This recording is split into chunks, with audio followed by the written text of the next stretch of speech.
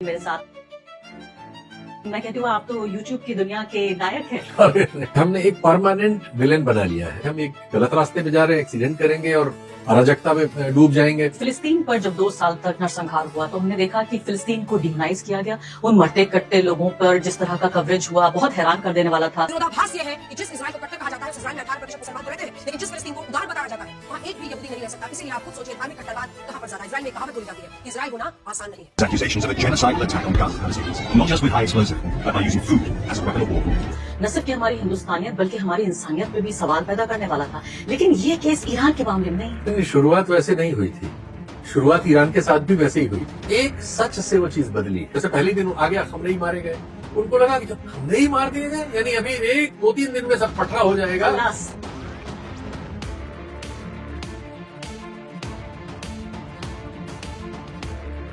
अभी भी इजराइल को बुरा नहीं कहना कोई। हाँ, ये बात भी मानने वाली। ये भी ध्यान से देखिए। क्या आप हैरान नहीं? ऐसा कुआं जैसा बना दिया गया ईरान को। तो ईरान अच्छा कर रहा है, बुरा कर रहा है, तरक्की कर रहा है, बर्बाद हो रहा है, किसी को कुछ पता ही नहीं है। हमारी तो जानकारी के स्रोत तो वाया पश्चिम ही है सारे के सारे। लेकिन मैं हैरान हूँ ये कहते हुए कि मैं बिल्कुल गलत थी और पश्चिमी दुनिया वेस्टर्न मीडिया से पूरी तरह प्रभावित कि ये खबरें हमारी परवरिश कर रही हैं कि ईरान को हम कैसे देखेंगे। इतना ही नहीं, फिलिस्तीन में बच्चों के मारे जाने पे हमें कोई प्रतिक्रिया नहीं होती। तो हमारी जो प्रतिक्रियाएं हैं वो नॉर्मल नहीं है, वो ह्यूमन है ही नहीं। वो या तो नफरत से भरी हुई है या झूठी सूचनाओं से भरी हुई है। फिर इस चेंजिंग वर्ल्ड ऑर्डर में अमेरिका सुपर पावर बना रहेगा। भारत एक अकेला देश है ब्रिक्स में, जिसकी वजह से बहुत सारे ग्लोबल फैसले रुके हुए हैं।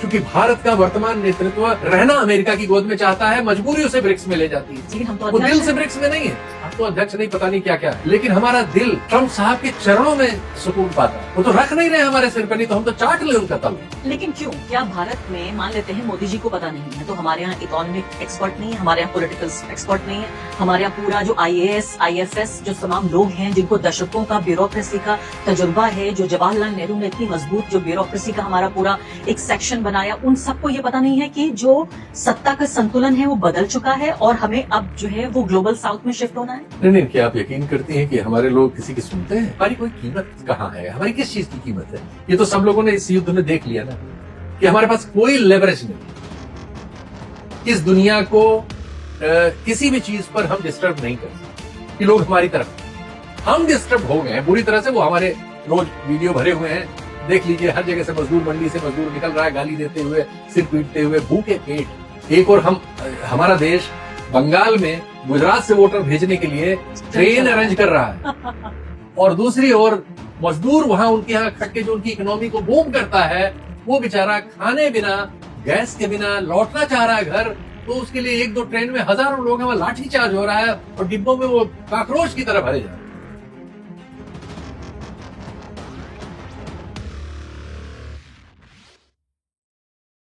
नमस्कार, इस खास पॉडकास्ट में आपका बहुत बहुत स्वागत है। मैं हूं आरफा खानम शेरवानी। आप लगातार इस चैनल पर ईरान जंग से जुड़ी हुई तमाम अपडेट्स देख रहे हैं। हम ये भी देखने की कोशिश कर रहे हैं कि इसका हमारे खित्ते पर, यानी जो हमारी रीजनल लोकेशन है, उस पर क्या असर पड़ेगा।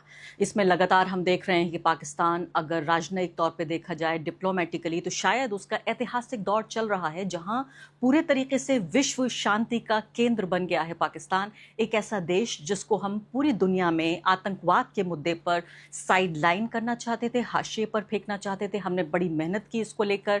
ये पूरा वाकया, इसको 1 साल गुजर चुका है, पहलगाम से शुरू होकर और फिर ऑपरेशन सिंदूर, और उसके बाद अब ये लम्हा आया है। इसी बीच नरेंद्र मोदी जी, जिसने, मैं कहूँगी, जिनके दौर में ही एक ऐतिहासिक गलती, अगर वो मानेंगे कभी, तो ये हुई कि वो इजराइल चले गए। तो अब इस पूरे मामले पर अगर वाकई पाकिस्तान ये सुलह करा पाता है, ये सीज फायर हो पाती है, तो उसका जो पूरी दुनिया में है स्टेटस वो क्या होगा। और भारत जो उससे कई गुना, 5-6 गुना बड़ा देश है, बड़ी इकोनॉमी है, हमारा समाज, हमारा अर्थशास्त्र, हमारी आर्थिक स्थिति, सब कुछ कहीं ज़्यादा स्टेबल है उस देश के मुकाबले। तो क्या इस बदलते हुए वर्ल्ड ऑर्डर में जो ईरान जंग की वजह से जिस तरह से डिफाइन हो रहा है पूरी दुनिया की जो तरतीब है, उसमें अपनी जगह हम कहाँ देखते हैं? क्या पाकिस्तान के बरक्स हमें अपनी जगह देखनी चाहिए या बाकी पूरी दुनिया के बरक्स देखनी चाहिए? इस तमाम मुद्दों पर बातचीत करने के लिए, बहुत मुश्किल सवालों का जवाब देने के लिए मेरे साथ शीतल पी सिंह मौजूद हैं। इनको किसी इंट्रोडक्शन की ज़रूरत नहीं है, वरिष्ठ पत्रकार हैं, कई सारे पब्लिकेशंस के साथ काम करते रहे हैं और सत्य हिंदी के को फाउंडर हैं। शीतल पी सिंह, मैं कहती हूँ आप तो यूट्यूब की दुनिया के नायक हैं। अरे नहीं, वाकई शीतल जी, बहुत सारे पता लोग नहीं। लिखते हैं मुझे कि भाई इस मुद्दे पर आपने शीतल जी से नहीं पूछा है, तो आज मैंने आपको इसीलिए दावत दी है। इसके लिए उन लोगों को शुक्रिया। मैं तो अभी बिल्कुल ये सीख रहा हूँ, कैमरे का सामना नहीं किया था। आशुतोष ने जब ये तय किया कि अब कुछ क्या करें, जब वो पॉलिटिक्स से बाहर आए, तो हमारे छोटे भाई उन्हीं की यूनिवर्सिटी में उनसे सीनियर थे, तो उन्होंने कहा कि इनको यहाँ ले आओ। तो बैठ के हम लोग वहाँ, यहाँ से वो चूँकि पॉलिटिक्स से एकदम निकले थे और बहुत उत्तेजना में थे, और निश्चित तौर पर उन्होंने काफ़ी अपना ज़रूरी वक्त, उम्र भी एक फैसले पे गुजारी जिससे बाद में संतुष्ट नहीं थे। तो हम लोगों ने तय किया कि चलो कुछ करते हैं, कुछ नया करते हैं। तो लगा नहीं था कि कुछ कर पाएंगे। तो मेरा तो बिल्कुल इस एरिया का अनुभव नहीं था। आप लोगों ने तो उस बीच में पत्रकारिता में, तो टीवी पत्रकारिता में, झालमुड़ी पत्रकारिता के दौर में आप क्या कर रहे हैं ये भी देखना है। तो ये बताइए शीतल जी। जी कि इस पूरी ईरान जंग पे मैं आपको लेकर आती हूँ। जी, पिछले 50-60 दिनों में जो भी कुछ हुआ, इसका जो भी एक आखिर में रिजल्ट, तो देखिए युद्ध कितना भी लंबा हो वो आखिर में तो शांति पे ही खत्म होता है। जी। इस पूरे युद्ध को और युद्ध के कवरेज को भारत में टीवी, यूट्यूब के स्पेस में आप कैसे देख रहे हैं? देखिए, भारत में कोई भी बात हो, हमारा जो सामाजिक विमर्श लेड बाय हमारे मीडिया के जो हो गया है, वो मुसलमान और पाकिस्तान पर केंद्रित होता है। क्योंकि हमने एक परमानेंट विलेन बना लिया है आज के समाज को में राजनीति करने के लिए, और चूँकि राजनीति इंजन होती है तो फिर वो सारी चीज़ों को या तो नष्ट करती है या उसको आगे ले जाती है।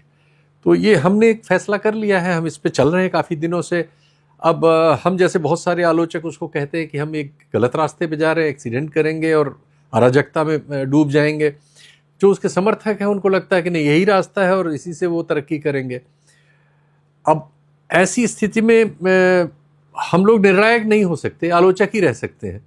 तो उतने तक अपने को अभी सीमित रख सकते हैं एक नागरिक के तौर पर, और एक पत्रकार होने की कोशिश करते हुए व्यक्ति के तौर पर यही कह सकते हैं कि हमें तो नहीं लगता कि हम जहाँ और जिस राह पे चल रहे हैं, जो पाकिस्तान बैशिंग और मुसलमान को टारगेट करने का है, ये हमें कहीं लेके पहुंचेगा। लेकिन शीतल जी, यहाँ एक बात समझ में नहीं आती। फिलिस्तीन पर जब 2 साल तक नरसंहार हुआ तो हमने देखा कि फिलिस्तीन को डिमोनाइज किया गया।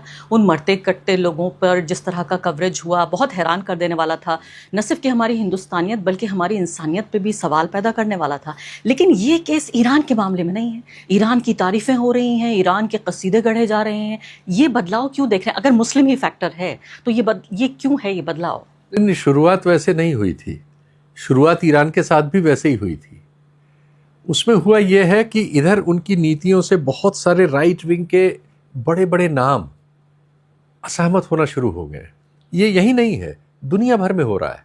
हंगरी में देखिए परिवर्तन हुआ, और अमेरिका में ट्रंप के मामले में उनके प्रशासन के बहुत सारे लोग, उनके समाज के बहुत सारे लोग, लगभग हर यूनिवर्सिटी के पॉलिटिकल साइंस के नामी ग्रामी प्रोफेसर्स, जिनमें से बहुत सारे बड़े बड़े यूट्यूबर्स भी हैं एक तरह से, या मीडिया में बहुत अच्छे चेहरे हैं, सब एक तरफा उनकी फॉली को उंगली मतलब बता रहे हैं, उंगली रख के कि ये गलत है।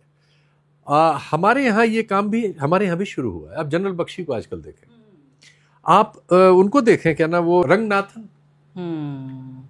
रंगनाथन आजकल बहुत सारी चीज़ों के बड़े भयानक आलोचक हैं। बहुत सारी चीज़ों के अभी वो समर्थक हैं। लेकिन जैसे नोटबंदी है, नोटबंदी पे अभी मुझे किसी ने वीडियो भेजा, मैं आपके यहाँ आते समय देख रहा था कार, मैं उसको 3 बार मैंने देखा कि कहीं इसमें एआई वगैरह तो नहीं है।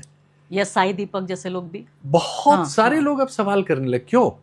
क्योंकि जैसे ट्रंप के साथ है, जैसे मोदी जी के भी साथ है, जो आर्थिक असफलताएं हैं अब वो इतनी बड़ी हो रही हैं कि आप उनको छुपा नहीं सकते। पहले तो आपने आंकड़ों में बाजीगरी की, झूठ बोला, मीडिया से झूठ बुलवाया और बहुत सारी चीजें की, लेकिन अब वो इतने बड़े आंकड़े होते जा रहे हैं कि आप उसे अब ढक नहीं सकते। अब वो एकदम फट रहे हैं। ये ठीक है, आप उसमें कभी लेकिन क्या इसमें ईरान में खासकर क्या ये भी एक वजह है कि हमारे यहाँ भारत में कितना भी दक्षिण पंथ हो, मुस्लिम नफरत हो, प्रो गवर्नमेंट प्रोपेगेंडा हो, लेकिन एक एंटी इंपीरियलिज्म जो स्ट्रीक है, कहीं ना कहीं साम्राज्यवाद के खिलाफ भावना, क्योंकि कई सौ साल हमने उस साम्राज्यवाद को सहा है। क्या ईरान के मामले में कि एक अंडरडॉग जब इतनी बड़ी पावर की पिटाई कर रहा है, उसके ऊपर बमबारी कर रहा है और वाकई देखते देखते एक तरह से हार रहा है अमेरिका, तो क्या हम खुश हो रहे हैं और थोड़ी देर के लिए मुस्लिम नफरत भूल रहे हैं? एक सच से वो चीज़ बदली है। मैं इसको बहुत ढंग से मॉनिटर करता हूँ, सीरियसली इस पर टाइम देके करता हूँ।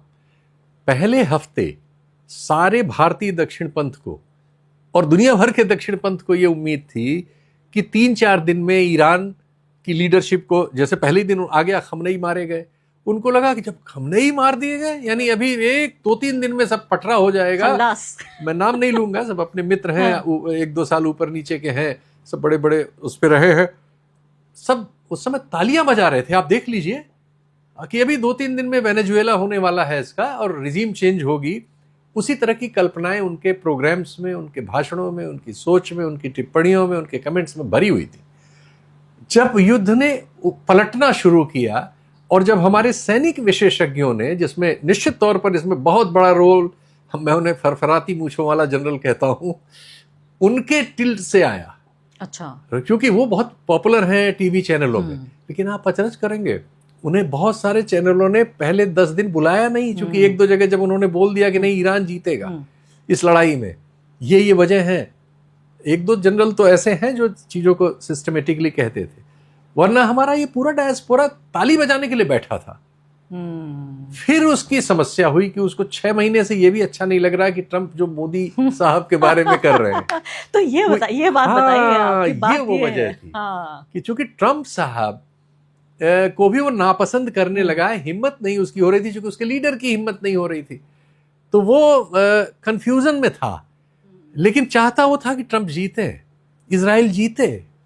देखा नहीं आपने, एक वो है, पता नहीं अपने को मेजर कर्नल कुछ कहता है, 5-6 साल उसकी नौकरी थी, लेकिन टेलीविजन चैनलों में बड़ा हीरो है हमारी। हाँ, हमारी तमाम विदेश नीति पर ऊट पटांग बातें करता रहता है, जिसको सरकार भी इंडोर्स नहीं करती, लेकिन सरकार उसको यूज करती है।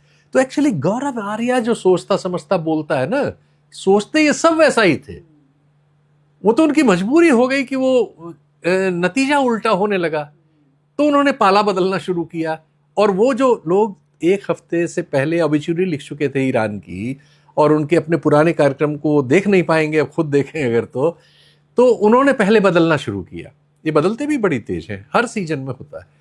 और फिर धीरे धीरे ये पूरा वो जो है अब ट्रंप के विरोध में आ गया। तो उनके देवता को बुरा कहा तो फिर उन्हें भी बुरा कहना पड़ेगा, और दुश्मन का दुश्मन दोस्त होता है, वो वाली बात हो गई। क्योंकि ट्रंप के दुश्मन ईरान और हमारे दुश्मन ट्रंप, तो फिर दुश्मन का दुश्मन दोस्त हो गया। लेकिन अभी भी इजराइल को बुरा नहीं कह रहा कोई। हाँ, ये बात भी मानने वाली, ये भी ध्यान से देखिए। राइट, हाँ, अभी इजराइल को नहीं कह रहे, ट्रंप से थोड़ा सा, क्योंकि इजराइल कोई मोदी जी को कुछ अभी कह नहीं रहा है, वो अपना उसके इश्यूज हैं।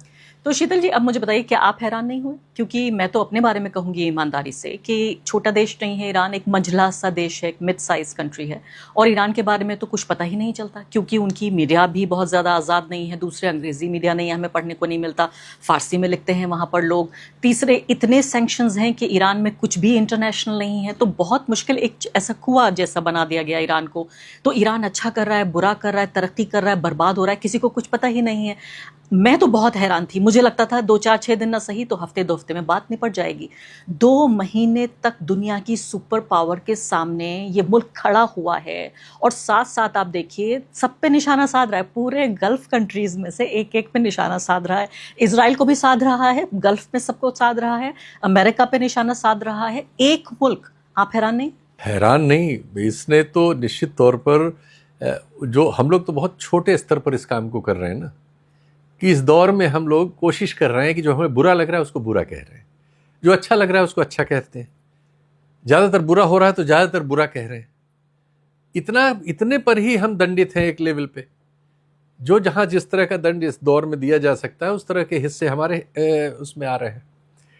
तो ऐसे में आप जब देखते हैं कि एक देश जिसकी इकोनॉमी जो है शायद सैकड़ों गुना कम होगी अमेरिका से, इवन इजराइल से, और जिसके बारे में हमने, चूंकि पश्चिमी, हमारी तो जानकारी के स्रोत तो वाया पश्चिम ही हैं सारे के सारे, अल जजीरा वगैरह भी हो गए, वरना, और अल जजीरा भी दूसरी जगह से निकलता है, ईरान को लेकर कोई बहुत अफर्मेटिव न्यूज़ उसके यहाँ भी नहीं आती। उनकी भी वेस्टर्न ही है, कतर से ही था, तो वो इशू सेक्टेरियन इशू भी है, तो वो कोई बहुत बातें ऐसी नहीं देते थे। वहां से हम वही जानते थे जो महिलाओं के आंदोलन थे, सिर पे स्कार्फ वगैरह को लेके होते थे, किसी को फांसी वांसी दी, वो सब चीज़ें हमारे पास भी नकारात्मक चीज़ों का भंडार था।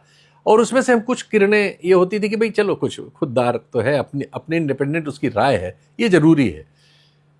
युद्ध के समय जब बातचीत युद्ध से पहले शुरू हुई, युद्ध की तैयारियां हो रही थी ना, एक बार 12 दिन का जून में वार हुआ, उससे पहले भी युद्ध की बातें ईरान पर लगातार हो रही थी, ये होगा, वो होगा, ये करेगा, वो करेगा। तो उस समय हमारे यहाँ एक ग्रुप है जिसमें एक पुराने रिटायर्ड आर्मी के सज्जन हैं, वो एक आर्मी की मैगजीन निकालते हैं और उसमें गजाला वहाब काम करती हैं, फोर्स मैगजीन। Force magazine.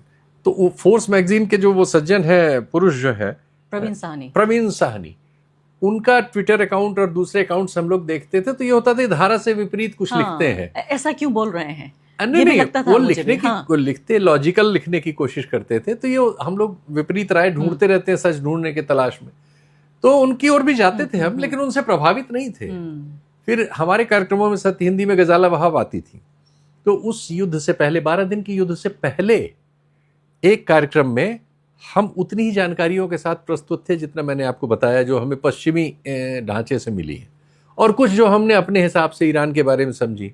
लेकिन उन्होंने कुछ ऐसी चीजें बताई जो हमें नहीं पता थी। इसने हमारी उत्कंठा उस पक्ष में बढ़ाई कि हम ईरान को जानने की कोशिश करें एग्जैक्टली, और पर्टिकुलरली ये सैनिक जो ताकत वगैरह में है, उनकी जो तैयारियां हैं, उनका जो समाज है, वो सब डाटा आने लगे कि उनके यहाँ पढ़े लिखे लोग कितने हैं और उनके यहाँ महिलाओं की भागीदारी कितनी है समाज की वर्किंग पॉपुलेशन में, और अन्य इतने दिन से वो बेचारा ये कठिनाई झेल रहा है सैंक्शन की, और सर्वाइव भी कैसे कर रहा है। ये सब चीज़ें धीरे धीरे उसकी ओर आकर्षित उन्होंने करना शुरू किया, और बाद में फैक्ट्स आने लगे तो पता लगा कि हम लोगों ने गजाला वहाब वगैरह को ज़्यादा सुनना शुरू किया। और फिर उनके प्रवीण साहनी को भी वो हमारे यहाँ इंटरव्यू वगैरह देने आए, तो हम सब लोगों ने उसको बड़े ध्यान से सुना। तो उन्होंने अपने तथ्यों से हम लोगों को अपनी ओर आकर्षित करने में सफलता पाई, और बाद में हमने देखा कि अब उसकी ओर एक चाल चल पड़ी है। और एविडेंस, यानी पहले उन्होंने बात Yes. कही और उसके बाद हमें एविडेंस मिल रहा है। Yes. मुझे लगता था जब मैं उनसे पिछली वॉर के टाइम पे भी मैं उनसे बात करती थी, प्रवीण साहनी से, और इस दौर में बात की कि कोई दीवाना है ये, इसका क्या, इनका एक अलग ही पॉइंट ऑफ व्यू है। उनसे बड़े मुश्किल सवाल भी मैं पूछती थी कि आप ऐसा क्यों कह रहे हैं, लेकिन मैं हैरान हुई ये कहते हुए कि मैं बिल्कुल गलत थी और पश्चिमी दुनिया, वेस्टर्न मीडिया से पूरी तरह प्रभावित थी। उनके सोर्सेज पूरे आपने बिल्कुल मेरी बात जो है एग्जैक्टली वही बात आप भी कह रही हैं। ये तो देखिए, हम लोग पढ़ते तो हैं इसको, लेकिन हम चाहे या न चाहे हमको शिकार तो इंफॉर्मेशन के सोर्स करते हैं। वो जहां से होते हैं, हमें कई बार लगता है हमारी राय, वो हमारी तो कहां होती है।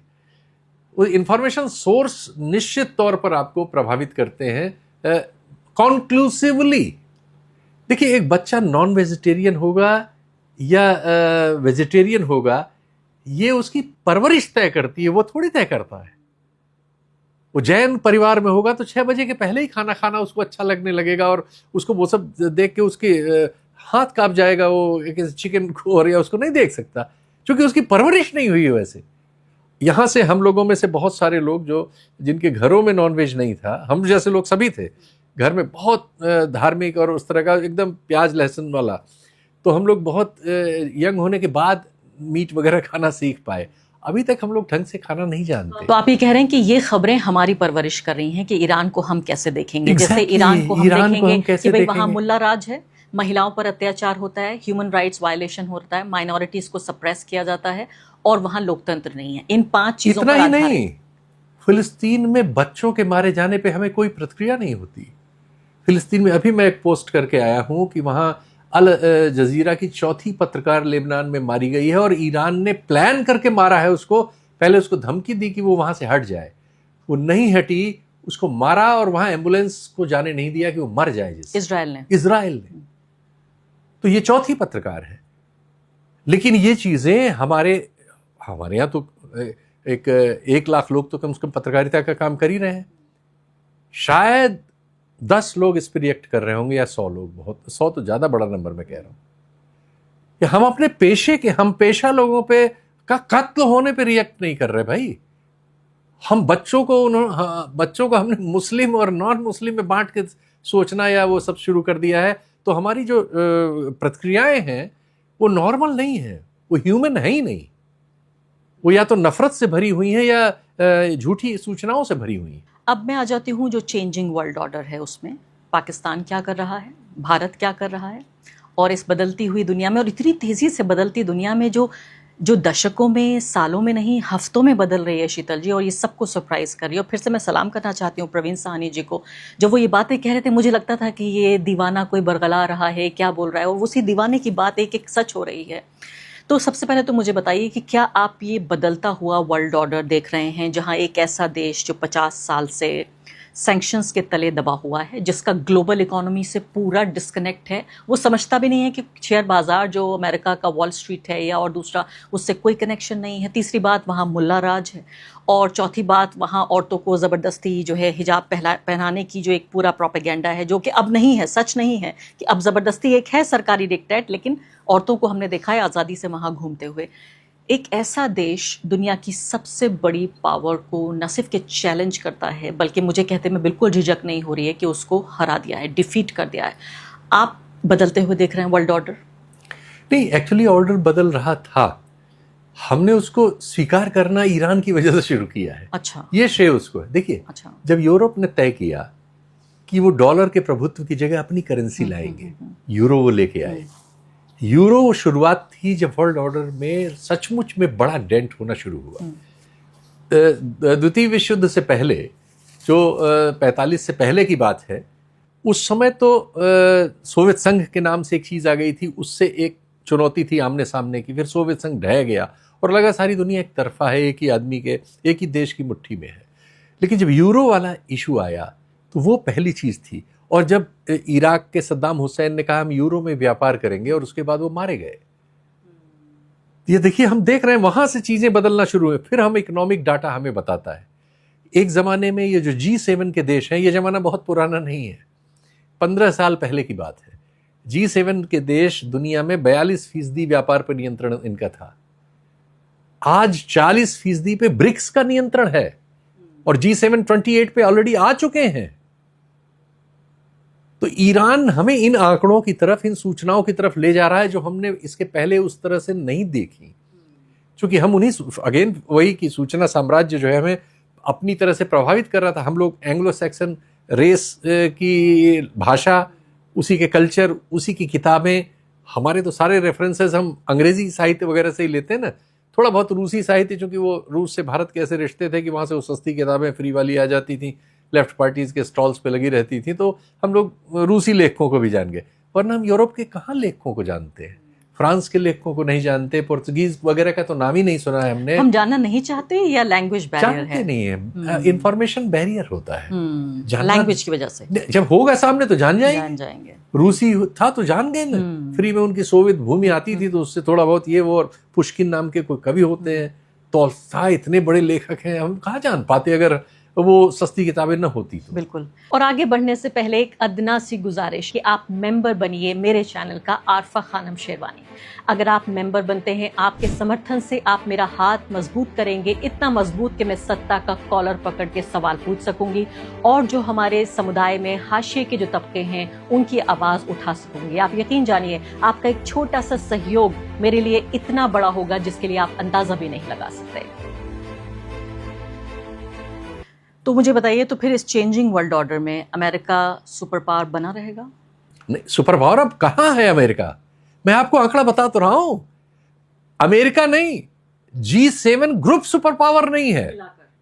28% पे आ चुका है, और ब्रिक्स, उतने ही देश तो ब्रिक्स में है। ब्रिक्स जो है 42% पे पहुंच गया है। तो मुझे, अगर मैं सही अच्छा, ये तब है जब भारत ने ब्राजील की बैठक में इस बात से इनकार कर दिया था, डॉलर के पक्ष में। भारत एक अकेला देश है ब्रिक्स में, जिसकी वजह से बहुत सारे ग्लोबल फैसले रुके हुए हैं। क्योंकि भारत का वर्तमान नेतृत्व रहना अमेरिका की गोद में चाहता है, मजबूरी उसे ब्रिक्स में ले जाती है। लेकिन हम तो वो अध्यक्ष दिल से ब्रिक्स में नहीं है। अब तो अध्यक्ष नहीं, पता नहीं क्या क्या है, लेकिन हमारा दिल ट्रंप साहब के चरणों में सुकून पाता है।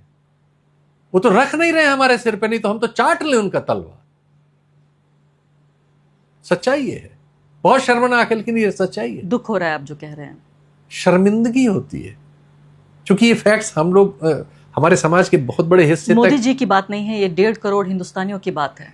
हाँ, 150 अरब 150 करोड़, अरब 150 करोड़ हिंदुस्तानियों की बात है, जिसमें से अधिकांश को ये सच पता नहीं है। क्योंकि हमारी डिग्निटी मिली हुई है इसमें, सिर्फ एक नेता की बात नहीं है। जब हमने इस पूरे दौरान ये भी तो हुआ ना, जो राइट विंग के सारे लोग जो वो हैं कि आप इतना बड़ा कांड किया उन्होंने एक देश पर, एक सार्वभौम देश पर। पहले उन्होंने वेनेजुएला के साथ किया, वो गलत था। वो कहने वाले स्वर सारी दुनिया में हम समझ सकते हैं कि बहुत सारे देश बहुत कमज़ोर हैं। हमारे यहाँ कई 27-28 देश तो ऐसे हैं जिनमें सरकार नाम की चीज़ पूरी तरह से सरकार भी नहीं है, वो लिस्ट में हैं और किसी तरह से सरकार है। तमाम तरह की यूएन वगैरह की और पश्चिम वगैरह की भेंट और उससे चलते हैं, बहुत कठिनाइयों में है, अराजकता है, मतलब ज़रूरी चीज़ें नहीं हैं उनके पास सरकार होने की। लेकिन इसके बाद 130-35 देश दुनिया में हैं, 40 देश हैं जिनमें थोड़ा बहुत ढांचा है, सरकारें हैं, कायदा कानून है और वो एक चाल पे चलते हैं। उनमें से अधिकांश आश्रित हैं और उनको इसीलिए अमेरिका वगैरह अपने पसंद में बुला लेते हैं और कहलवा लेते हैं यूएन में। लेकिन फिर भी 50 देश ऐसे हैं जो अपनी बात अपने मन की राय से कह सकते हैं दुनिया में, और स्क्वीज कर ले तो 30 देश तो कम से कम ऐसे हैं। भारत दुनिया की सबसे बड़ी आबादी का देश है जी। तो ये उम्मीद की जाती है कि हम कम से कम 30 में तो होंगे। इस दौरान हमने अपने को उन 30 की जगह 120 के नीचे डाल दिया है। तो आप बिल्कुल मानने से इनकार कर रहे हैं कि हम विश्व गुरु नहीं हैं? अरे हम क्या करेंगे, मुरली मनोहर जोशी जी के मान रहे हैं, मेरी क्या औकात है। मार्गदर्शक मंडल ने कहा है, ये बीजेपी के संघ के मार्गदर्शक मंडल के बोल सकने वाले सबसे उम्रदराज व्यक्तित्व ने, जो पार्टी के अध्यक्ष भी रहे हैं, बहुत बड़े नेता हैं, केंद्रीय मंत्री रहे हैं, उन्होंने कहा है, मेरी क्या औकात है। तो फिर हमें जेल नहीं भेजा जाएगा ये कहने के लिए कि भारत विश्व गुरु नहीं है? जेल तो आपको किसी भी बात पे भेजा जा सकता है, उससे बचने की कोशिश न करिए, वो संभव नहीं, ना आपके लिए, ना हमारे लिए, ना हमारे जैसों। आपने कहा कि भाई नरेंद्र मोदी ऐसा लगता है कि बिल्कुल इस फिराक में है कि किसी तरह से तलवे चाटना, हालांकि ये अच्छा नहीं लग रहा है इस भाषा का इस्तेमाल होना, लेकिन हटा दीजिएगा आप एडिट। लेकिन जो ये मेरे मन से निकल गया, इसको हटा दीजिए। मैं कह रही हूँ कि आसमान अगर काला है तो उसे काला कहना पड़ेगा, अगर काले बादल इसमें, मतलब हम ये तो कह ही सकते हैं कम से कम कि भारत ये पूरी कोशिश कर रहा है अपने अतीत के रिश्तों को भी दांव पे लगा के, अपनी अर्थव्यवस्था को भी एक हद तक रिस्क में डाल के, अपनी आबादी को भी रिस्क में डाल के, कि उसके रिश्ते अमेरिका से बहुत अच्छे हो जाएं और अमेरिका में भी रिपब्लिकन से ट्रंप के नेतृत्व में बहुत अच्छे। लेकिन क्यों? क्या भारत में मान लेते हैं मोदी जी को पता नहीं है, तो हमारे यहाँ इकोनॉमिक एक्सपर्ट नहीं है, हमारे यहाँ पॉलिटिकल एक्सपर्ट नहीं है, हमारे यहाँ पूरा जो IAS IFS जो तमाम लोग हैं जिनको दशकों का ब्यूरोक्रेसी का तजुर्बा है, जो जवाहरलाल नेहरू ने इतनी मजबूत जो ब्यूरोक्रेसी का हमारा पूरा एक सेक्शन बनाया, उन सबको ये पता नहीं है कि जो सत्ता का संतुलन है वो बदल चुका है और हमें अब जो है वो ग्लोबल साउथ में शिफ्ट होना है। नहीं, क्या आप यकीन करती हैं कि हमारे लोग किसी की सुनते हैं? किसी की हिम्मत है कि उनके सामने इस तरह की कोई राय, उनकी राय के विपरीत लेके साथ में बैठ के या टाइम लेके उनसे कह सकता है? संभव है ऐसा इस दौर में? सिर्फ चाटुकार रहेंगे उनके इर्द गिर्द? कोई सवाल ही नहीं है, आईब्रो देख के चलेंगे वो। अच्छा जी, कोई प्रश्न ही नहीं है। अगर मोदी जी ट्रंप से रिश्ता करना चाहते हैं तो पूरे प्रशासन तंत्र में, उनके चारों तरफ के आभा मंडल में और इस तरह की चीजों को कैश भुना लेने वाले एक बहुत बड़े कथित औद्योगिक और दलाल समाज में आप उसी तरह की गति होते हुए देखेंगे। दलाल से मुझे याद आ गया, अब ये बताइए, पाकिस्तान मैंने कहा कि विश्व शांति का केंद्र बन गया है। गौतम बुद्ध हमारी धरती से पैदा हुए, महात्मा गांधी पे हमें नाज है, हमारे राष्ट्रपिता, और मुझे लगता है कि दुनिया में हमारे अकेले एम्बेसडर रहे और रहेंगे, चाहे ये 2 गुजराती अपने को कुछ भी कहते रहें या अब तो 4 गुजराती हैं, लेकिन एक ही गुजराती वो हमारा अकेला एम्बेसडर हमेशा रहेगा दुनिया में।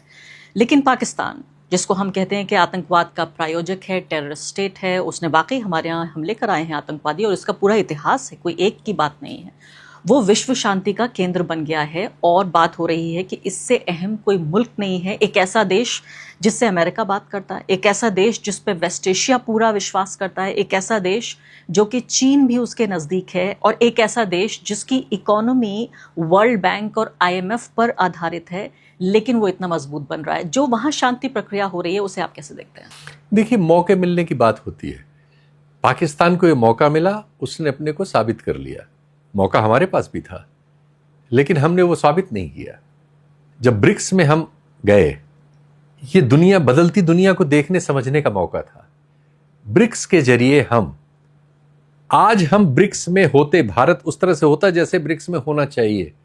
और आज अगर ब्राजील के समय हमने वो जो पैरेलल करेंसी की बात हो रही थी डॉलर के अगेंस्ट, वो फैसला होने दिया होता अगर एक पलड़े पर आज भी रूस, चीन और भारत खड़े हो जाएं, इस तरह के मामलों में, आर्थिक मामलों में एक विचार कर लें, सामरिक मामलों में एक विचार कर लें, कल ये लोग ईरान की जंग को रोक सकते हैं। ये तीन अगर एक लाइन में हो, आज 2/3 दुनिया उस लाइन पे आ जाएगी। सिर्फ इस फैक्ट को भारत ने रोक रखा है, यह मैं बहुत जिम्मेदारी से कह रहा हूं। यह चीज सिर्फ और सिर्फ भारत ने रोक रखी है, और मैंने नहीं। कि ब्राजीलियन कई प्रोफेसर्स और एक जमाने में उनके सीनियर लीडर कह चुके हैं कि ब्रिक्स में, वो तो ये कह चुके हैं कि ब्रिक्स में भारत जो है यूएस का स्पाई है। यस, हमारी ये इमेज है। आप सोचिए जरा कि चीन, भारत और रूस इसको, ये फैसला मतलब, और इनके साथ जो सारे हैं वो तो छोड़ ही दीजिए, सामरिक तौर पर सोचिए। और इससे क्या, पाकिस्तान तो ऑलरेडी चीन का सारा इन्वेस्टमेंट है पाकिस्तान में। चीन से बड़ा, आज ईरान में चीन से बड़ा लीवरेज कोई है? पाकिस्तान को ईरान को राजी करने में चीन के पास जाना पड़ा, पाकिस्तान से ईरान राजी नहीं हुआ। उसने कहा गारंटीज हमें चीन से चाहिए, तो पाकिस्तानी चीन गए। बातचीत कहीं भी हो सकती है, इस्लामाबाद अरे में हो, बात कहीं तो पर ठीक भी है, हो। पाकिस्तान उस चीज को यूज कर रहा है, करना चाहिए, उसको मौका मिला है। आपको मालूम है कराची में पिछले 1 महीने में इतना बिजनेस हुआ है, पोर्ट का बिजनेस, जो उनका पूरे साल का होता है। पूरे साल में कराची में जितनी माल ढुलाई होती है, जितना माल उतरता है, भाई भारत से रिश्ता बचा नहीं है। गल्फ में सब जगह गोली चल रही है। ये जो चोरी वोरी का तेल वेल जाना कहीं हो सकता है, तो ग्वादर और कराची और एक और तीसरा, उनके पास 3 पोर्ट हैं उधर, तीनों बिजी हैं इस समय। तो पोर्ट पे बिजनेस हो रहा है, दूसरे अमेरिका से पैसा मिल रहा है, सऊदी IMF, अरब से वर्ल्ड मिल बैंक रहा सऊदी है, अरब से कतर मिली, देना चाह रहा और है, हथियार बेच रहा दुबई है। के अलावा, हाँ। दुबई चूंकि इजराइल वाले नेक्सस में आ गया था और इसीलिए हमारे साथ वो था, और जो पीटा जा रहा है इसकी वजह से और नुकसान में जाएगा, तो वैसे ही जैसे उसने ब्लाइंड खेला है, वैसे ही ब्लाइंड हमने खेला। और मिलिट्री सर्विसेज बेच रहा है पूरी दुनिया को, वेस्ट एशिया को, क्योंकि अब अमेरिका के जो वहां पर यानी बेसिस थे पूरे वेस्ट एशिया में, जिससे वेस्ट एशिया फील करता था, कतर, सऊदी अरब, यूएई कि हम सेफ हैं, अब ये तो हटाए जाएंगे यहाँ से। ये मिलिट्री बेसिस पहले ही खत्म हो चुके हैं, तो फिर अब पाकिस्तान अपनी मिलिट्री सर्विसेज जैसे कोई प्रोडक्ट बेचता है, ऐसे अपने फौजी जहाज और चीजों को बेच रहा है। वो सऊदी अरब को ऑलमोस्ट फौज ही बेच रहा है, किराया दे रहा है, किराए पे फौज दे रहा है। इन सबको किराए पे फौज की जरूरत होगी, वो पाकिस्तान के पास है। तो हमारी कीमत पे हो रहा है ये। नहीं, हमारी कीमत नहीं, हमारी कोई कीमत कहाँ है? हमारी किस चीज की कीमत है? ये तो सब लोगों ने इस युद्ध में देख लिया ना, कि हमारे पास कोई लेवरेज नहीं है। इस दुनिया को किसी भी चीज पर हम डिस्टर्ब नहीं कर सकते कि लोग हमारी तरफ आए। हम डिस्टर्ब हो गए हैं बुरी तरह से। वो हमारे रोज वीडियो भरे हुए हैं, देख लीजिए, हर जगह से मजदूर, मंडी से मजदूर निकल रहा है गाली देते हुए, सिर पीटते हुए, भूखे पेट, जिसकी कोई खबर, हमारे खबर नवीसों को नहीं है, न करना चाहता है। एक और हमारा देश बंगाल में गुजरात से वोटर भेजने के लिए ट्रेन अरेंज कर रहा है, और दूसरी ओर मजदूर वहां उनके यहाँ खटके, जो उनकी इकोनॉमी को बूम करता है, वो बेचारा खाने बिना, गैस के बिना लौटना चाह रहा है घर। तो उसके लिए 1-2 ट्रेन में हजारों लोग हैं, वहां लाठी चार्ज हो रहा है और डिब्बों में वो काकरोच की तरह भरे जा रहे हैं, और ऐसा बार बार उनके साथ हो रहा है। तो हम अपने समाज के किसान को हम आदमी नहीं समझते, मजदूर को आदमी नहीं समझते, गरीब को आदमी नहीं समझते। लेकिन शीतल जी, गलती कहाँ हुई, जिसको अंग्रेजी में कहते हैं ओरिजिनल सिन? जो सबसे बड़ा गुनाह था, क्या वो ये था कि 2 महीने पहले नरेंद्र मोदी जी जब इजराइल गए और इजराइल जाके उन्होंने कहा कि मैं आपके लिए 150 करोड़ लोगों का आशीर्वाद लाया हूँ, उनका सलाम लाया हूँ, आप तो फादरलैंड हैं, मैं मदरलैंड हूँ, और सबसे करीबी मैं दोस्त हूँ आपका इजराइल का। वहाँ पे फिर उनको बहुत बेहतरीन शानदार एक मेडल पहनाया गया, वो तमाम चीज़ें हुई, और कुछ घंटों बाद जंग शुरू हो गई। देखिए, दुनिया में कभी भी कोई नकारात्मकता से आगे नहीं बढ़ता, नफरत से भी नहीं बढ़ता, झूठ से भी नहीं बढ़ता। ये सब औजार हैं, लेकिन ये अगर आपकी बेसिक पॉलिसी इस पे आ जाए तो फिर संभव नहीं है। 2014 मई में हमारे साथ वही हुआ। हमें एक झूठ के बहुत बड़े प्रचार ने इस देश के जनमानस को मूर्ख बनाया कि अच्छे दिन आने वाले हैं, पुराने दिन बुरे थे, पुराने लोग बुरे थे, पुरानी लीडरशिप बुरी थी, पुरानी हर चीज बुरी थी, अच्छे हम हैं, हम अच्छे दिन लाएंगे। और ऐसा कह के लोग आ गए। उनके पीछे बहुत सारी चीजें थी, उस पर आपका कार्यक्रम वेस्ट हो जाएगा। फिर उन्होंने जो दुनिया के बारे में, अर्थव्यवस्था के बारे में, समाज व्यवस्था के बारे में, राजनीति के बारे में, इंस्टीट्यूशंस के बारे में जो उनके विचार थे, उन्होंने लागू करना शुरू किए और फिर वो बुरी तरह से फेल होना शुरू हुए। आज नोटबंदी पर उनकी आलोचना उन्हीं के गैंग के एक सबसे बड़े अंग्रेजी आइडियोलॉग रंगनाथन कर रहे हैं, हमें जरूरत ही नहीं। और वो उनके मुंह में जबान नहीं को पब्लिक में आए और बताएं कि हमने नोटबंदी की थी आते हुए, ये देखो इस पॉलिसी के फायदे, ये हुआ, ये हमने करेंसी कम कर दी, कैश करेंसी, ये हमने टेररिज्म कम कर दिया, ये हमने नकली नोट कम कर दिए, इससे एमएसएमई में इतना उछाल आया। कहीं कोई कहने को, जवाब देने को तैयार नहीं है और जवाब ढूंढने वालों को हैरस किया जा रहा है कि आरटीआई मत लगाओ। फिर उन्होंने कहा कि वो 100 साल से कहते आ रहे थे, या जब से भी कहते आ रहे हैं, कि 370 हटाते कश्मीर समस्या सॉल्व हो जाएगी। 12 साल उनको हो गए, कश्मीर में चुनाव हुए, गवर्नमेंट को आपने म्यूनिसिपैलिटी बना दिया, उसके पास न पुलिस है न कोई राइट है, सारे राइट वहां एलजी में है। जैसे आपने दिल्ली में केजरीवाल से सब राइट छीन लिए थे, सब एलजी को दे दिए थे। तो आपने सरकार नाम पे सिर्फ एक बिल्ला है, जिस सरकार के पास कोई हुकूमत का राइट ही नहीं, और आप वो दे नहीं पा रहे हैं क्योंकि परिस्थितियां अनुकूल ही नहीं हुई हैं। फौज ज्यादा लगानी पड़ी, आपकी अर्धसैनिक बल ज्यादा लगाने पड़े, और आपको लोकतंत्र छीने रहना पड़ा। सैकड़ों लोगों को आपने जेल में डाल रखा है, बार बार आपका इंटरनेट वहां आपको बंद करना पड़ता है। बड़ी बड़ी घटनाएं पुलवामा, पहलगाम वगैरह हुई हैं जो इससे पहले इतनी बड़े लेवल पर नहीं हुई थी। तो ऐसे ही अन्य आपकी जो आर्थिक नीतियां थी, उन सब ने इस देश के विकास को, सिर्फ आप आंकड़ों में बाजीगरी कर रहे हैं, जिसको अब दुनिया ने पकड़ लिया है। आईएमएफ ने पकड़ लिया कि आप आंकड़ों में हेराफेरी करते हैं। अगर उन आंकड़ों को, उस जो हेराफेरी समझ रही है दुनिया, उसको माइनस कर दिया जाए तो हमारे अर्थशास्त्री बताते हैं कि हम वही 3-4% से ऊपर हमारी वृद्धि दर नहीं है। और वैसे भी अब हमारा जो इकोनॉमी में जगह थी, वो भी तो 2 स्थान हम नीचे खिसक के आ गए हैं। हम 6वें पे है इस समय, 6वें पे आ गए आईएमएफ के अनुसार।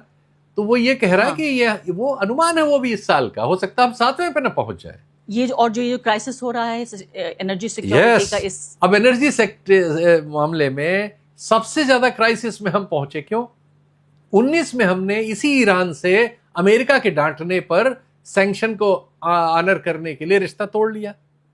ईरान हमें अपना तेल छूट के साथ 5 दिन में आ जाता है, वहां से खुद अपने जहाज पे लाद के, बिना जहाज का किराया लिए, बिना इंश्योरेंस लिए हमारे पोर्ट पे पहुंचाता था। और रुपए में ये कारोबार होता था। रुपया हमारे बैंक में, यूको बैंक में रखा जाता था। 50-60 हजार करोड़ ईरान का हमारे बैंक में पड़ा रहता था, और उससे ज्यादातर इंपोर्ट जो करता था हम भारत से खरीदता था। एक तरफा भारत। अब ये तो सोचिए, भारत के फायदे का इससे बड़ा क्या हो सकता है? इसको छोड़ के, इसको कैंसिल करके हम खुले बाजार में गए, जहां हमें कम से कम $10-12 पर बैरल ज्यादा पैसा देना पड़ा। वो जो हमारी सप्लाई सुरक्षा थी 5 दिन में आने की, वो खत्म हुई। भाड़ा ज्यादा देना पड़ा। और इस सब से हमने क्या किया? सिर्फ अमेरिका को खुश करने के लिए। चीन ने नहीं किया तो चीन मिट गया क्या? उसी समय वो तो सबके लिए आया था। तो ये एस्टेब्लिशमेंट में क्या प्रो अमेरिका लोग बैठे हुए हैं जो मोदी जी को ये समझा रहे हैं कि वही ultimate God? Modi ji pro America है, आरएसएस प्रो अमेरिका है, दक्षिणपंथ प्रो अमेरिका है, कोई नहीं बैठा हुआ है। मैंने आपको बताया, इनमें से तो कोई है ही नहीं जो कुछ वहां कह सकता है। उन सबको प्रो अमेरिका होना पड़ा है। भले ही ट्रंप का भी लेटेस्ट आ गया है कि उन्होंने चीन और भारत को नरक कहा है। उन्होंने नहीं, उनके एक विद्वान ने कहा है, ट्रंप ने उसको रिट्वीट किया। नहीं, और उनके विद्वान यहाँ आके कह गए कि जैसे चीन बड़ी हम उस तरह से इंडिया को विकसित नहीं होने देंगे, नहीं करने देंगे। और इस पूरे देश में लोगों को शर्म नहीं है, चैनल चलाते हैं, ये पत्रकार हैं। इन शर्मनाक लोगों ने उस पर कोई बहस नहीं चलाई शाम की, इसकी उसकी, कि सरकार को खड़ा करते कि जवाब दो, ये क्या कह के गया हमारे मुंह पे, और अगर ऐसा है तो हमें अमेरिका के साथ रिश्ता रखना चाहिए। कोई हम सार्वभौम लोग हैं कि नहीं? हम आजाद हुए कि नहीं? तो सच्चाई यह है कि जो आजादी इनके द्वारा नहीं, इस देश के बहुत ही बड़े लोगों के द्वारा अपनी जान दे के, तमाम तरह की कुर्बानियां दे के, अपने घर गिरवा के, अपनी नौकरियां खो के, अपना धन खो के, कठिनाइयों में डाल के, जेलों में रह के, लगातार आंदोलन चला के हमारे लोगों ने हासिल की थी। सच्चाई है कि हमने उसे एक हद तक सरेंडर कर रखा है। मैं ये तो नहीं कहूंगा कि एकदम खत्म हो गई है, लेकिन उसका स्वर गायब है। लेकिन यहाँ पे एक सवाल ये पैदा होता है, जिस व्यक्ति के बारे में आप जिक्र करें, उनको बिजनेस क्लास या फर्स्ट क्लास टिकट दिया होगा, 5 स्टार होटल में ठहराया होगा, बड़ा पैसा खर्च हुआ होगा, जिस संस्था ने ये पूरा कार्यक्रम किया था वो सरकार के साथ मिलकर काम करती है, तो इसको प्राइवेट भी नहीं कहा जा सकता कि ये प्राइवेटली ऑर्गेनाइज्ड है। जब हम दक्षिण पंथ की बात कर रहे हैं और आप प्रो अमेरिका होने की बात कर रहे हैं, तो वहाँ उसमें तो स्वदेशी का मूल भी है। वो तो ये कहते हैं, मोदी जी कहते हैं कि भाई यहाँ लोकल ही हमें करना चाहिए, क्या बोलते हैं, वोकल फॉर लोकल, फिर मेक इन इंडिया सारे कार्यक्रम हैं। तो फिर ये प्रो अमेरिका होना, स्वदेशी भी होना, लोकल वोकल होना, मेक इन इंडिया, ये सब कॉन्ट्रास्ट नहीं है? मैंने 3 बातें कही थी 14 मई में जो हुई, उसमें से एक बात थी झूठ। होने को तो इनका मजदूर संगठन भी है, होने को इनका स्वदेशी आंदोलन भी है, मुस्लिम होने मंच का भी इनका है। विद्यार्थी संगठन भी है, बिल्कुल, मुस्लिम मंच भी है। है। ये सब झूठ है। इनका कोई स्वदेश नहीं है। इनका सारा स्वदेश गौतम अडानी है, अंबानी है, 10-5 लोग हैं वो, और उनके हित इनके हित हैं। उन्हीं को ये देश का हित बताते हैं और इनको देश पे पहनाते हैं, और देशवासियों को उनके देश हित ये इनकी वजह से लगातार खतरे में जा रहे हैं। एक ऐसा खतरा है जिससे हम सब प्रभावित हैं, लेकिन हम सब, इस देश के बहुत सारे लोग इन सब चीज़ों पे, उनकी सोच समझ ही कुंद है, क्योंकि उनके पास इंफॉर्मेशन के सोर्सेस करप्ट हैं। हमने लाखों पेड़ इन लोगों को अडानी अंबानी बनाने के लिए काट डाले हैं, जो 100 साल, 150 साल, 90 साल, 80 साल पुराने थे। इसकी भी मुझे कोई जानकारी नहीं थी। जो लोग इस पे काम करते हैं, जब उनसे मिलिए, हम लोग तो हर चीज थोड़ी जानते हैं। पत्रकार होने का मतलब खुदा होना थोड़ी है।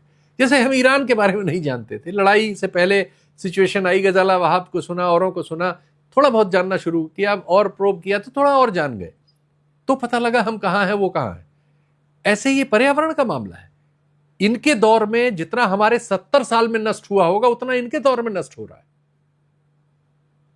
पेड़ों की तो कोई आवाज भी नहीं। उन पेड़ों को हम पैदा नहीं कर सकते। अब मैं गांव में रहता हूं, इसलिए मैं जानता हूं कि हम लोग जो पेड़ लगा रहे हैं आजकल वहां, तो हमें बहुत से लोग बता रहे हैं कि इसमें 20 साल, किसी में 25 साल, किसी में 30 साल, किसी में 50 साल। मेरी माँ लगा के गई थी, बहुत सारे पेड़ घर में थे, उनमें से कई सूख उग गए हैं, कई बचे हुए हैं। तो मुझे लगता है कि पूरे जीवन उसने उनको पानी वगैरह किया, इंतजाम किया, उनके लिए सिंचाई कराई और क्या क्या किया होगा, तब वो आज हमें छाया और हवा दे रहे हैं। वो उसका लाभ नहीं ले पाए। एक पीढ़ी पूरा लाभ नहीं ले सकती, पूरी पीढ़ी लगाती है और तब जाके दूसरी पीढ़ी को उसका वो मिलता है। बिल्कुल। शीतल जी, अब आखिर में 2-3 सवाल आपसे पूछना चाहती हूँ। एक सवाल तो ये है कि पाकिस्तान से जुड़ा हुआ जो सवाल रह गया पूछने से, वो ये था कि आप कह रहे हैं हमारी कीमत पर नहीं हो रहा है पाकिस्तान के लिए। ये भी कल मैं एक इंटरव्यू देख रही थी कि भाई पाकिस्तान तो जो कह रहा है अमेरिका वो कर रहा है, या जो चीन कह रहा है वो कर रहा है, एक तरह का डिलीवरी कर रहा है। एक चीज़ ज़रा से कह दो इसमें, दुर्भाग्य से पाकिस्तान में भी और भारत में भी, दोनों जगह चूंकि हम एक ही लोग थे, घर का बंटवारा है। 47 से पहले हम एक देश थे, अंग्रेजों का बनाया हुआ देश था, हमारा बनाया हुआ नहीं था, लेकिन था, एक ही देश था। जैसे सहोदरों में झगड़े होते हैं ना जायदाद के, और एक दूसरे के लिए कत्ल करते घूमते हैं, हमारा मामला ये है।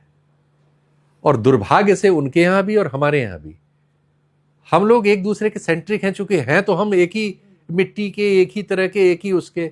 वो अरबी बनना चाहते हैं जो वो है नहीं। उनके यहाँ बहुत सारे लोग इस तरह की बात करते हैं जो करनी चाहिए।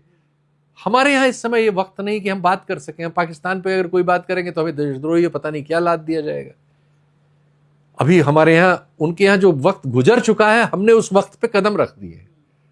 वो गुजर के बर्बाद होके कोशिश कर रहे हैं कि उस बर्बादी से वापस निकले, नहीं, और वहाँ बड़ा और अच्छा, हम बर्बाद होने के रास्ते पे चल रहे हैं। वहाँ तो बड़ा कल्चरल चेंज आ रहा है। लोग अपने कल्चरल में कहूँगी मीम्स बना रहे हैं, रील्स बना रहे हैं कि देखिए अब पाकिस्तानी पासपोर्ट की इतनी अहमियत हो गई। मतलब एक तरह से जो एक नुकसान उनके इमेज का पूरी दुनिया में था, कहीं ना कहीं वो इस लम्हे का इस्तेमाल करके उसे इम्प्रूव उनको करना पता लग गया कि उनकी गलती क्या थी। बिल्कुल। हमारे साथ ये है कि हम उसको शूरवीरता समझ रहे हैं। लेकिन मैं ये कह रही हूँ कि हम जो उनको अलग थलग करना चाहते थे, और भारत और पाकिस्तान का रिश्ता, ये ग्लोबल साउथ में भी जब आप ये कह रहे हैं कि पूरा पावर सेंटर शिफ्ट हो रहा है, ऐसे में अगर भारत और पाकिस्तान के बीच यही तनाव चलता रहा, यही अलग थलग करने की कोशिश भाई, चलती दुनिया का दूसरा सबसे बड़ा पावर हाउस जो आने वाले 10 सालों में नंबर 1 होने वाला है, उसका नाम है चीन। यहीं से हमारा और उनका पता लग जाता है। चीन से जो पाकिस्तान के रिश्ते हैं और चीन से जो भारत के रिश्ते हैं, जो दुनिया का भारत का सबसे बड़ा व्यापार धरती पर चीन से है, लेकिन चीन का सबसे मजबूत रिश्ता एशिया में पाकिस्तान से है। जब हमारे पास इसका जवाब नहीं है, हमारी राजनीति के पास, हमारे विदेश नीति के पास, हमारी अर्थनीति के पास, तो हमारे पास किसी चीज का जवाब नहीं हो सकता, क्योंकि हम नफरत से भरे हुए हैं। और नफरत भरे दिमागों में उसमें होशियारी नहीं पैदा हो सकती। अब आखिरी दो सवाल मीडिया कवरेज पर। अभी हमने टेलीविज़न की तो हम जितनी चाहें आलोचना करते रहे, करते भी रहते हैं। यूट्यूब का पूरा जो स्पेस है उसमें ईरान को लेकर जो कवरेज है, मुझे ये बताइए, क्या ये डिस्प्रोपोर्शनेट है? क्या उतने ही अनुपात में है जितना ये अहम है मुद्दा? क्या हुआ जो भारत के तमाम जो नागरिक हैं उनके मुद्दों का 5 राज्यों में चुनाव हो रहे हैं, वो सब मुद्दे क्या हुए? क्या आपको लगता है कि ये भी एक तरह की वही इंडस्ट्री और फैक्ट्री बन रहा है जिसमें हम सिर्फ व्यूज़ देख रहे हैं? ये तो रियलिटी है। ये तो हम चाहे न चाहे हमें स्वीकार करना पड़ेगा कि व्यूज़ के आधार पर ये है, और व्यूज़ से रेवेन्यू मिलता है या आप स्थापित होते हैं, तो आप जाहिर है आप उसका प्रतिरोध करने की स्थिति में नहीं है। ये आपका मीडिया है भी नहीं, ये तो एक्चुअली इसको जनरेट किया है अमेरिकन टेक्नोलॉजी ने, आपका तो है नहीं है। हमने तो ये भी नहीं बनाया ना। चाइना के पास तो अपना फेसबुक है, 10 फेसबुक है, अपना गूगल है, अपना जीपीएस है, अपना सब उन्होंने कर लिया। हमारे पास तो अपना कुछ है नहीं। हम तो गूगल मेटा के भरोसे हैं। सिर्फ उनके अफसरों को हमारी पॉलिटिक्स ने अपना मिला के अपने फायदे के लिए अपने घर में बैठा लिया है। तो बिल्कुल आप जो कह रही वही सच है। आप इस बात से सहमत हैं कि घरेलू मुद्दों पर भी रिपोर्टिंग होनी चाहिए थी, इलेक्शन के मुद्दों पर रिपोर्टिंग होनी चाहिए थी? अरे भाई, इन मजदूरों पर नहीं होनी चाहिए। इन मजदूरों के साथ जो ये सरकारें कर रही हैं कि अपने वोटर को ले जाने के लिए ट्रेन दे रही हैं, और मजदूर मार खा के और मच्छर मक्खी की तरह तीसरी बार उनके साथ ऐसा हो रहा है। वो किसी अंतरिक्ष से आए हुए लोग हैं, और अंतरिक्ष से भी आए हुए हो तो हमारी मानवीयता कहीं है। बिल्कुल। लेकिन हम कहाँ। शीतल जी, बिल्कुल आखिरी सवाल कि नेता हमारे जो कर रहे हैं, मोदी जी और हमारे विदेश मंत्री जो कर रहे हैं, और पूरा जो ब्यूरोक्रेसी मिलके जो भी कुछ हमारा बना रहे हैं, इसकी कीमत क्या होगी अगले 5 साल या 10 साल में? एक कोई नक्शा बनाइए जो हमारे दर्शकों को ये पता चले कि हम इस लम्हे को देख नहीं पा रहे हैं। अंग्रेजी में कहते हैं रीडिंग द रूम। हम रूम रीड नहीं कर पा रहे हैं, तो ऐसे में इसकी कीमत किसको भुगतनी पड़ेगी और क्या कीमत होगी? कीमत तो हिंदुस्तान के लोगों को ही हर चीज की भुगतनी पड़ेगी। कीमत तो और कोई दूसरा नहीं आएगा, कोई दूसरे देश का नागरिक और अंतरिक्ष से कोई नहीं आने वाला इसकी कीमत चुकाने के लिए। वो तो हम ही आप चुकाएंगे, हमारे बच्चे चुकाएंगे। लेकिन जो ये रास्ता है, कुछ संयोग हमारे पक्ष के हैं। जैसे हम अंग्रेजों के गुलाम थे, उन्होंने हमारे 4-5% लोगों को अंग्रेजी पढ़ा दी थी। हम चेहरे मोहरे से यूरोपियंस के ज़्यादा करीब हैं। जो हमारे कॉम्पिटिटर एशिया के हैं, वो चंकी आइज जिन्हें हम कहते हैं, जिनकी आँख थोड़ी छोटी होती है, और हम अपने लोगों को भी कहते हैं, मणिपुर वगैरह वालों को, और दुनिया भर के उनके लिए हमने स्लैंग बना रखे हैं। तो उनकी जो बोलने का जो तरीका है वो उस तरह का नहीं था, तो उनकी एक्सेंट अलग है। तो ऐसे बहुत सारे काम थे जो हमें इस वजह से मिल गए कि हमारा जो बोलने का तरीका है वो उनकी समझ में ज़्यादा जल्दी आता है गोरों की। तो गोरों के लिए सॉफ्टवेयर जो हमारा पूरी दुकान लगी, जिसने हमें 20-30 साल खींचा है। आज अपना इकोनॉमी देखिए, सर्विसेज अकेला है जिसमें हम आगे बढ़े हैं। वो सर्विस क्या है? यही सर्विस है इसी एरिया में।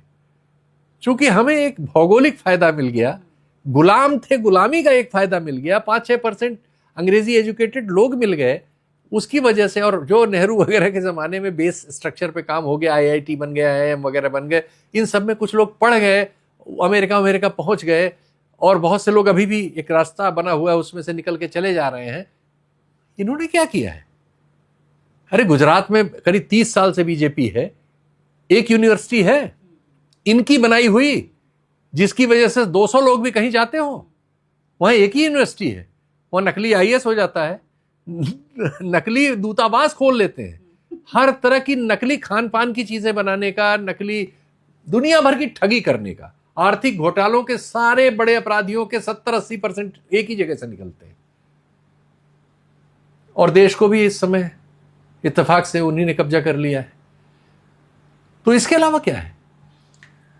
बिल्कुल इसी अंधेरी तस्वीर के साथ शायद मुझे आपको अलविदा कहना होगा। बहुत बहुत शुक्रिया शीतल जी पूरी बातचीत के लिए।